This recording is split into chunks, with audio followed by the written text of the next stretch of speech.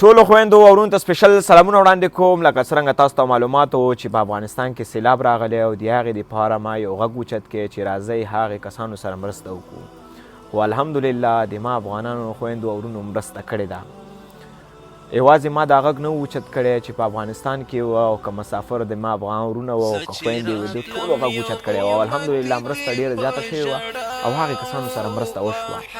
او ما چې کوم غږ اوچت کړی او په هغې کې $528 ټول شوي دي. $528 چې دې کې $228 د ما افغانانو خویندو او ورونو پکې اچولي دي.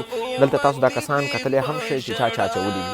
او بله خبر ده له دا کومه زه په افغانانو باندې کم احسان نه کوم. دا ډېره بده خبر ده چې زه اوس پکې وم دا $300 پکې ما اچولي دي. خو دا د دغې خلکو په ما باندې حق دی. تاسو باندې زه کم احسان نه کوم ځکه چې تاسو د ما افغانان او زموږ مسلمانان خویندې ورونه یې. ستاسو په ما باندې هم حق دی، په نورو افغانانو او په نورو مسلمانانو هم حق دی. دا خبره مې ځکه یاده کړله چې $528 دي. $228 ماشاءالله د خلکو نه راټول شوي دي، ما افغانانو خویندو ورونو نه، او 300 پکې ما اچولي دي. دا ټول $528 شول.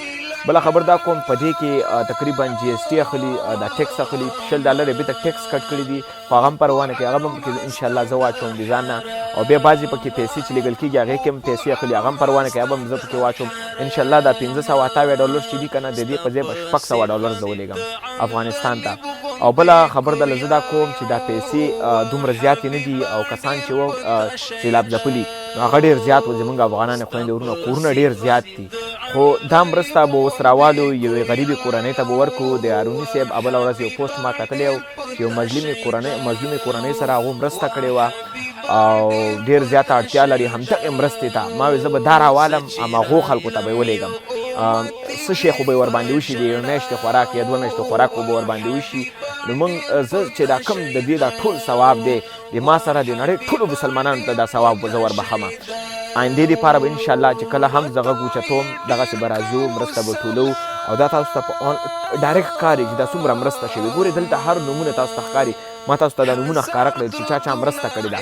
ځکه دولې شرمېږي نه، تاسو باندې زه فخر کوم. په دې باندې مې دا شیر کړه در سره چې یا بعضې داسې کسان شته چې دا فکر وکړي دا رحیم صدیقي دا مرسته ده دا په خپل جب کې اچوي. خو نه، په الله مې د قسم وي، په خپل مړ پلار مې د قسم وي چې د افغانانو سره به د زړه نه مرسته کوم.